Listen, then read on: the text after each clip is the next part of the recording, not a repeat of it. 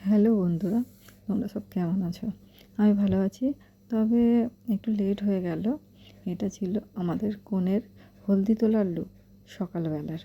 তো শাড়িটা আমি পরিয়ে দিয়েছি, আমি সাজিয়ে দিয়েছি। তো কেমন লাগছে তোমরা সবাই বলো। আর আমি তো ওকে বললাম একটু দাঁড়া, একটু ফটো তুলবো। ও তো হেসে পাগল হয়ে যাচ্ছে। তারপরে আমি ওখান থেকে চলে আসলাম বাড়িতে।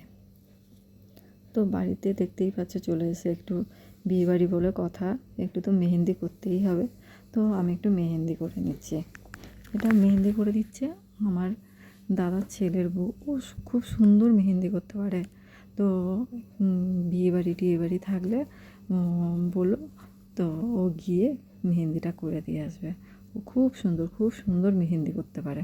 তোমরা দেখে নিশ্চয়ই বুঝতেই পারছো যে ও কত সুন্দর মেহেন্দি করতে পারে। আর ওর হাতও খুব দারুণ চলে, ভীষণ ভালো চলে ওর হাত। তো আমরা আর কোথাও থেকে করি না, ওই আমাদের করে দেয়। বা পাশাপাশি আমাদের সবাইকেই ও করে দেয়। ওর হাতটাও খুব ভালো চলে, ওর ভালো ডিজাইনও করে। তো দেখো কি সুন্দর করে আস্তে আস্তে ধরে ধরে হাতে আমার মেহেন্দিটা করে দিচ্ছে। আর আমি আগাগোড়াই একটু মেহেন্দি করতে ভালোবাসি। তো আমিও বসে বসে ওর কাছ থেকে মেহেন্দিটা করে নিচ্ছি। তো ফাইনালি আমার মেহেন্দিটা অনেকটাই হয়ে এসছে। এরপরে আমরা চলে যাব হলুদ তোলার ওখানটায়। তো আমি রেডি হয়ে গেছি। আর এই দেখো হলুদ তোলা হচ্ছে এখানে হলুদ তোলার একটা বড় জায়গা করেছে, যেখানে ওই দেখো কোণে একটা পদ্ম ফুলের ওপরে বসে আছে।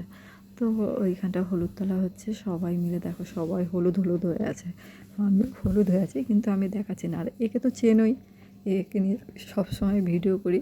এ হচ্ছে আমার সেই পুচকি সোনা, যাকে নিয়ে আমি সবসময় ভিডিও করি। এবার হলুদ তোলা হয়ে গেল, এইবার বিয়েতে চলে গেলাম। এটা হচ্ছে কনে আর কনের দিদি।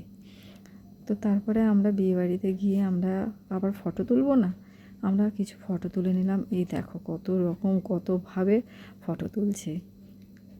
আমি তো ফটো তুলতেই ব্যস্ত। তো অনেকগুলো ফটো তুললাম, ঘুরলাম ফিরলাম, খেলাম।